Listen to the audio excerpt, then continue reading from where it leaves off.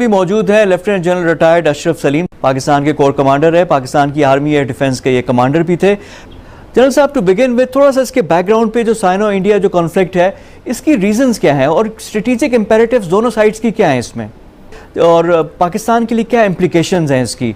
एक तो है ग्लोबल कॉन्टेक्स्ट और एक थोड़ा सा रीजनल कॉन्टेक्स्ट की हम बात करेंगे।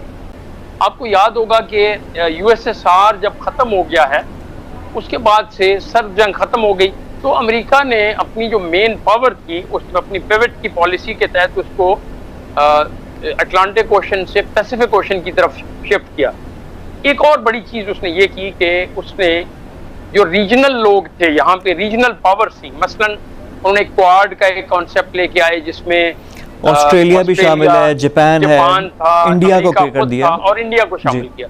और साथ ही साथ उन्होंने एशिया पैसिफिक, पहले बोला जाता था लफ्ज़ ज्यादा, एशिया पैसिफिक उन्होंने इंडो पैसिफिक कर दिया।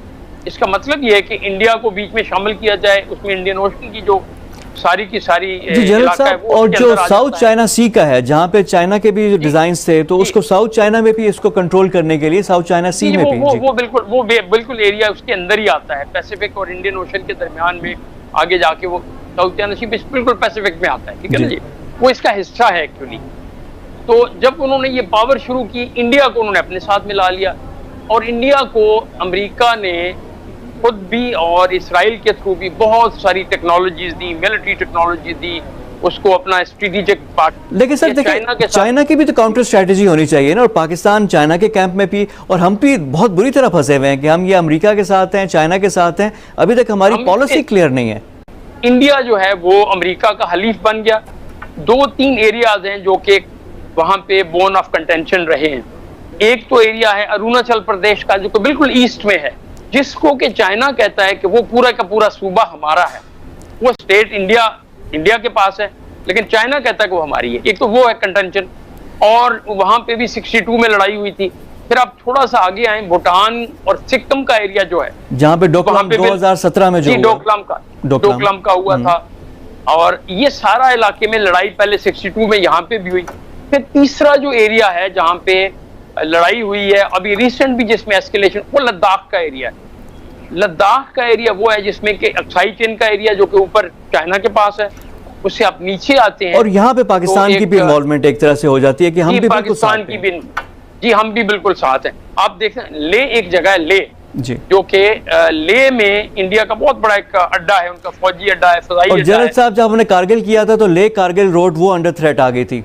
जी वो बिल्कुल आपको याद है, बिल्कुल सही बात है, आपकी बात दुरुस्त है कि उस वक्त ले कारगिल रोड को हमने थ्रेटन किया था अपने फायर से, डायरेक्ट फायर से भी हमने थ्रेटन किया था उस वक्त। तो मैं जो बात कर रहा था कि इंडिया ने क्या किया, इंडिया ने देखा कि अमेरिका के उसके ऊपर शय लेते हुए उन्हें अपनी पावर को वहां पे कंसोलिडेट करना शुरू किया, बढ़ाना शुरू किया, और उन्होंने ले से लेकर श्योक और आगे एक जगह आती है दौलत बेग ओल्डी, जी ओल्डी, जहाँ पे वो रोड आता है, दौलत बेग ओल्डी रोड, जी रोड आता है। वो रोड पहले नहीं थी, उन्होंने ये रोड पिछले 2-1 साल में वो रोड कंप्लीट कर ली। अच्छा, उस दौलत बेग ओल्डी को एक छोटी सी जगह थी, बटालियन माइनस टाइप, वहां पे एक फोर्स होती थी, उसको उन्होंने ब्रिगेड प्लस ब्रिगेड पे ले गया। अभी 2 ब्रिगेड तक की फोर्स वहां पे हो सकती है। फिर ने वहां पे लैंडिंग स्ट्रिप्स भी बनाना शुरू कर दी। चाइना ने जब ये देखा कि यार ये इंडिया तो कोई और गेम खेल रहा है, अमेरिका के कहने के ऊपर या बगैर कहने के ऊपर, वो एक और गेम। और जनरल साहब, यहाँ से जो सीपेक वाला हमारा रूट है, वो भी जिस तरह ले कारगिल रोड का, उसका भी काउंटर था ना एक ये, तो हमारे लिए तो स्ट्रेटेजिकली बड़ा इंपॉर्टेंट है इसको रोकना। जी मैं उसी तरफ ही आ रहा हूँ कि जब चाइना ने देखा कि इंडिया जो है दौलत बेग ओल्डी को स्ट्रेंथन कर रहा है, दौलत बेग ओल्डी से थोड़ा सा आगे कराकरम पास आ जाता है, और कराकरम के पास से इनकी जो मेन रोड जो कनेक्ट करती है तिब्बत को और जिनजियांग प्रोविंस को, वो वहीं से गुजर, सिनकियांग या जिनजियांग या जो भी उसका नाम आजकल बोलते हैं, सिनकियांग पुराना नाम है उसका, तो उसके पास से गुजरती है। और चाइना ने ये फील किया कि प्रोबेबली इंडिया अपने हलीफों के साथ मिलके सी पैक को थ्रेटन कर रहा है, वहां से भी थ्रेटन कर रहा है, और अल्टीमेटली उनका ऑब्जेक्टिव ये भी हो सकता है कि इस सारे की एरिया को पीछे उसका बेस को कंसोलिडेट करके पाकिस्तान के गिलगित बल्तिस्तान के एरिया को भी थ्रेटन किया जाए।